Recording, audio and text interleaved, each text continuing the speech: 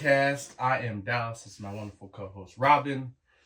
This week we are talking about what it means to be in education. Oh yeah. The crazy side of working with kids. Yeah. Yeah. As always, appreciate you guys being here. Thank you for watching the videos. Let's dive in, man. Yeah, let's do it. When it comes to education, man, you have any funny stories, crazy stories? First, actually, I lied. What do you do? Like, what part of education, what age group, and what do you do inside the school? Right now I am a toddler teacher, so I work with little kids, like little babies. Like age range, 2 to 3. Ooh, yeah, ECE. 2 to 3. And I've been a teacher now, I want to say, for 2 years almost. I started in education with, we both started teaching children with autism, which I had no knowledge in there. So now being where I am now as a teacher feels pretty great. That's what's up. Yeah, so I work at a school that goes all the way from kindergarten to infants. So explain that, like, because most people would probably be like, well, kids don't usually start school until 4 or 5. So how are you working with 2 and 3-year-olds?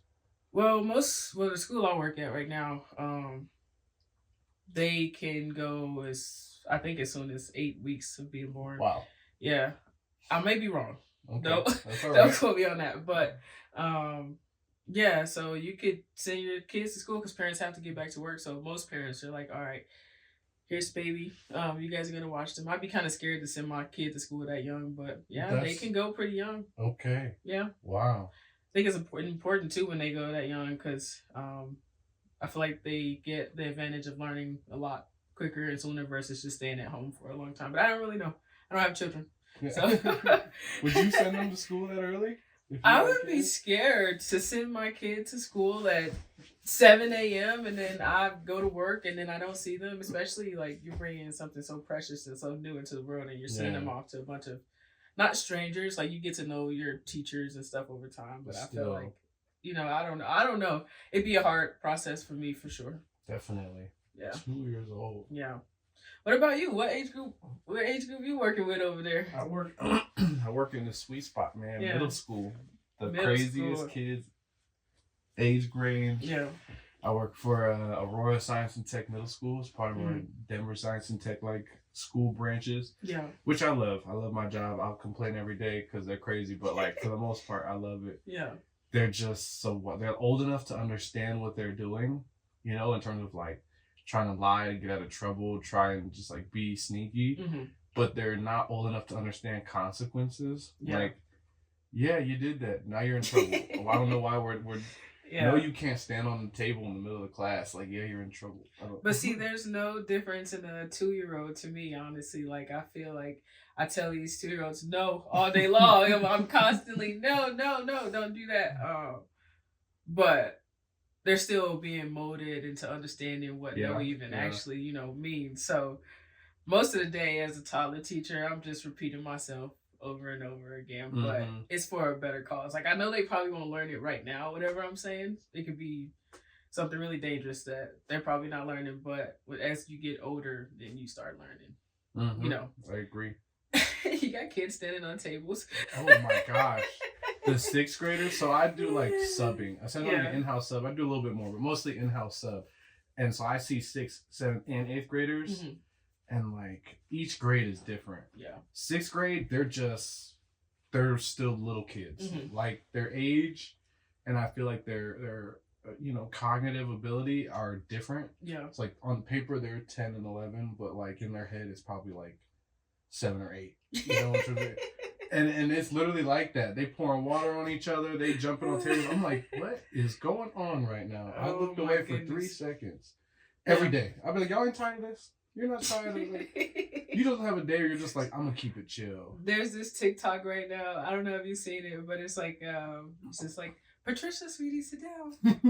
Patricia, sit down, sweetie. Patricia! That's exactly how it is every day. And then you do that, and they're like, whoa, mister.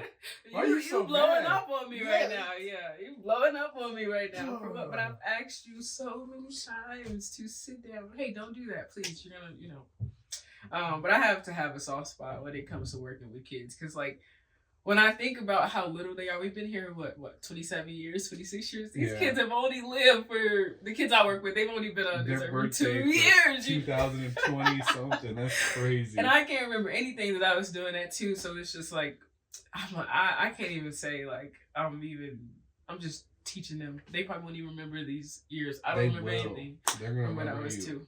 You're a life changer. I am a great teacher. They call me, look, they call me their best friend. I'm their bestie. That feels good to be a 2-year-old's bestie. Come on. That's how I feel when some of the, like, no matter, middle school girls are the only people I'm trying to impress, because if they think like if they're like, oh, mister, that's a cool fit, I'll be like, yes. But on the flip side, they are the meanest demographic in the whole school.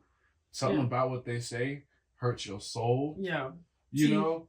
I don't get that. See, the most, like I said, the most I get is no. So I'm kind of scared of your age group in that sense, because, like, 2-year-olds and toddlers, like, they can give attitude. Don't get me wrong, but it's like it's manageable. Yeah, it's manageable. It's like a cry, a tantrum. But to have kids like your age group, like, they know, like, it's got to be generational, because the amount of respect we used to have.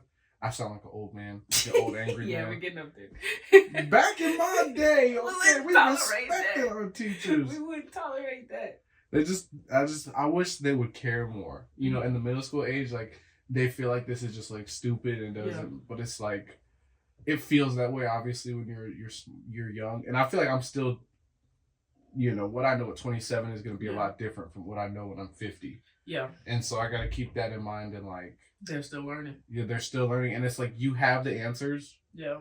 But I only got them answers from living through it. Yeah. And I got to let these kids live through the same experiences too, you know, and understand they're not going to listen to me sometimes. They got to live through it to learn it. It's crazy because my girlfriend's brother, Katie's brother, he works for high schoolers. And this week I've been hearing about, like, that experience of working with high schoolers. So I'm like, wow, I work with 2-year-olds. Dallas works with 6th graders, middle schoolers. And you get to high school. I visited a high school recently, and that was very traumatizing for me. These kids got neck tattoos, and, you know, it's a like, different day and age. I was scared. Listen, I was ready to. Maya works over at East. She's like a dean pretty much at East, and she come home with stories all the time, and I'm like, oh my God. Yeah. And I can't do it. This is a 17-year-old. Like, you just on the cusp of being an adult. This is how you go. Yeah. And it's like, we were talking about, like, well, they were talking about, like, what does it take for high schoolers to even be motivated to want to just go to school and learn nowadays? You know what I mean? Like, exactly. Not to get to the dark side of it, but it's just like, by the time you get to high school, I don't think, I wanted to graduate. That's why I was like, you know, it's like, at some point of going all the way to high school, I'm like, fuck, I need to graduate. Yeah. Like, so, but nowadays, I don't even think, kids not showing up to school and all kind of stuff. So I don't know. Like, I'd be scared to teach high school is what I'm saying. Yeah. Yeah. I think I agree.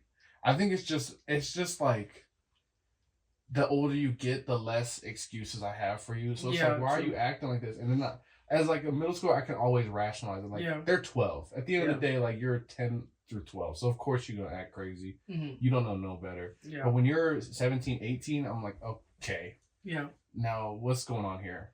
Like, you know, like, I feel like if you don't have those parents, I don't even want to blame it on the parents, because I don't know. I don't think I had parents pushing me to graduate through high school. I just knew I had to, you know, like, so I can't even really say if your parents aren't there. It's like, I don't know. You have to want to. I'm gonna have to disagree with you, because these parents make me upset sometimes. Okay. Like, and sometimes it's not even because, like, sometimes, like, I hate to say it, but some of them are bad parents. Like, that doesn't exist in this world, where, like, they don't care. They're their kids, like when those kids go home sometimes, and you can tell that's where their biggest bullies are. True. And that's so sad, because I'm like, one, you didn't have to bring this child into this world. And then two, they come to school angry, fight with everybody, and then you realize, oh, you go home and fight. You know fight. What? Of course you come here and fight. Like, I agree with that, honestly. Now, I'm not saying all parents are like that. A lot of parents are great. But, like, you know what I'm talking about? That few set of parents where you're like, we got parents like, oh, yeah, your kid's in the D's office. Why are you calling me? Yeah. Because your kids in the dean's office. Get your ass up here right now. Get them. Yeah, I do agree with that. Honestly, you are absolutely right. It has a lot to do with home. You know what I mean? Like, because you have supportive parents who are like, I really want you to get good grades. I really want you to do this. And those kids do wind up succeeding. A good chunk of them, rather. And then you have the kids who are probably going through so much at home that it's probably hard as hell to focus on just school alone. Yes. I was one of those kids that had so much shit going on at home. Like, it was hard to focus at And they're like, school. here, let's do fractions. You're like, bro, I barely had dinner last night. Like, dog. Yeah. So I agree 100%. It's so interesting to work in education because I think this is one of the few jobs where you see every facet. You know what I'm saying? Like, I see what kind of people parents are, what kind of people kids are. Yeah. Your coworkers, like, I feel like education has such a weird mix of coworkers. You get every type of person. Yeah. And so you got to navigate all those personalities and stuff like that. Like, and so every day it's like my social media is like down here at the end of the day. Yeah. You know, yelling at kids, trying to talk to the teachers. Just need a moment of silence. Like, on my lunch break now, I get an hour lunch break. You know what I do? I don't scroll. Usually I'm like, okay, I want to be on my phone on my lunch break or whatever. I just sit there and close my eyes. And just close my eyes and just... Because I just want a peace of mind. For the same thing. Because I was like, I just want sound. I don't want to hear no school sounds at all. The kids would be on the playground and I'm like... Oh, Jesus Christ! Like no. So now I drive off the parking lot, of course. That rest is very crucial. Like, I get a 10-minute break. That little 10-minute break is so crucial to me, and like, just I need that silence. But honestly, working in a school, like, would you rather be doing anything else? That's what I want to ask you. Like, is there anything else you'd rather be doing right now with where you are in life? Yeah. I will say this is probably the most fulfilling. Yeah. Because like I've done some, like I've worked, liquor store, dispensary. We worked at the autism clinic together. Just so many random jobs, like a lot of retail jobs. Yeah. This one definitely is the hardest in terms of like your patience and like day to day. But on the flip side, like when these kids like do something great, like it's the best feeling in the world. Yeah. I was subbing math one time and I was helping this kid and he was like, he was like, wait a minute, I understand this. Yeah. Oh, and I was like, wow, that feeling of like knowing you played a hand in that is like, it makes the whole week, like if it was a bad week, it makes the whole week worth it. You're like, all right, I'm locked back in. Yeah. I have those good moments. Yeah, you know what I'm saying? And it's so small to them, they don't even realize they're saying it or doing it. Mm-hmm. And inside you're like, thank you, I needed that. Hey, so I had the first kid who's ever told me, and he said, his mom and dad were like, who's your bestie? Robin. I was like, my heart, I'm your bestie. Like, I'm your bestie. You could say any of these kids in here. You interact with these kids all day. Mm-hmm. And like I said, these kids are too. And like, anytime one of them tells me I'm their best friend, it just means so much to me to be a kid's best friend. Like I have one kid who walks out with me to my car at the end of school every day. Yeah. Every day. He'll come, Mr. Dallas, do you have any meetings? I'm like, no. He's like, all right, can I walk? Of course. And so he loves sports and football. And like, now if he misses a day, I'm sitting here like, where you at? Where's Daniel at? I can't walk to my car alone. And it's only like 3 or 4 minutes, but like, it's such a nice feeling to know like, you're making you can see the change you're making in these kids' lives. Yeah. You know what I'm saying? Like in your 2-year-old, they know who you are. They recognize you as like a safe space for themselves, And so like it's stressful. I can have a million things to complain about. Yeah. But then the 2 things that happen in the week that are like amazing, like trump it all. It's a very rewarding job. Yeah. Like I get it. Like there's so many things we can stress about being a teacher and how hard it is. But at the end of the day, I feel like for where I am right now in life, it's a little bit of rewarding, like for me, to see these kids grow and learn, and to see all aspects of it. I think we're very lucky to have gotten to see all sides of it, like the autism side of it, and like where we are now. I think that's a very great journey because, like when we have kids one day of our own, like you're gonna know where your kids are supposed to be. They're gonna like be ready for this world, ready to lock in. They're so be respectful. Yeah. Let me find out no, you I seen everything I needed to see. everything I need. I will be down here pronto. Jeez. If I hear about you. I can't wait. I can't wait to say that. Get up, it's time for school. 5 more minutes. No. I don't know if I'm ready for the stories that I'm probably gonna have to endure from school stories for my children. But that'll be the best of times and the worst of times. Can't really be too hard on them though, because they're gonna have to learn, like you said, by themselves and kind of just take that journey as it comes. But if you had any advice for any, I guess you could do parents too, but more so the students that you teach or that you would want to talk to, like what would you tell them for their day-to-day lives? What's something you wish you do when you were I think I got an answer I think I have an answer for both. For the parents, like we said, that stuff matters. Like everything that's going on at home matters. And your kids can bring that stuff to school. Like, kids are very smart no matter how many things you think they don't see or whatever. Like, they carry, a lot of kids carry that energy with them too. So I feel like, I know it's hard, but love on your kids a little bit more. Like, make sure, you know, it takes 5 seconds to say, I love you, have a good day. You know, I see so many parents that are so in a rush to get to work that they're probably not even thinking about how their kids feel. And as far as kids, younger generation, I appreciate that a lot of them are doing their best right now, even when it is hard. Like, so showing up and doing your best and continuing to try, I feel like that means a lot, and it will take you far. Yeah. Yeah. What about you? I think for adults, kind of echoing what you said, like, do not be your kid's first bully. Yeah. Like you said, like, you have to shower them in love, and it doesn't take anything. Yeah. Really, you know what I'm saying? Good job here, great job there. Yeah. A simple meal out, like, kids get excited over a McDonald's meal. Yeah. So, like, you know what I'm saying? Something like that. And I'm not saying you have to spend money, but, like, let them know that they matter to you. Yeah. You know, because and care about what's going on in their lives. Yeah. Show up to their games. Show up to the game.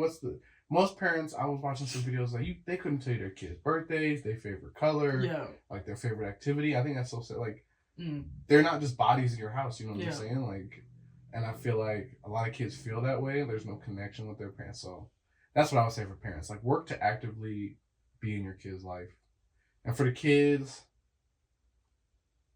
have a dream. Don't give up on yourself so much. I've also had so many 8th graders and even 6th graders, like, mostly 8th graders, like, I just want to start working, or like, I'm not going to college. I'm not smart enough. Yeah. I'm like, bro, you're 13. I was pushed to work at 15, dude. Like, and it was because, like, okay, my mom can't buy it for me. If you can't do this for me, I might as well go out and get it myself. Yeah. Was that the best? No, because it took years of my life, me just working at somebody's restaurant. I wasn't ready to start working, but I feel like a lot of kids are ready because maybe I don't know, like, they want more things than what their parents are willing to give them right now. I just feel like.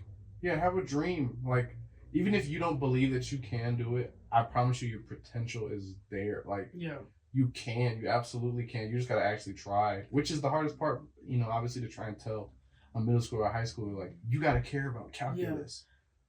Yeah. I like that you, I like the fact that you just talked about dreaming, because when I was younger, I don't even think I was even dreaming. I think I was just trying to get by, you know? So, you know what I'm saying? Yeah. I think that's very great. Like, because I think I started dreaming a little bit earlier. And I mean, fuck. Later. I started dreaming. I started dreaming a little bit later in life. Yeah. So I like the fact that you talk about, like, dreaming and stuff. That's pretty great. I'm happy that we got to talk about this topic. I like this. It'll be interesting to see where we're at next time. Yeah, next time we do education, lives, journeys. Hopefully, still doing something that's meaningful and absolutely making a great impact on the world. Yeah, I like this episode. Me too. I'm gonna close this out. Yeah.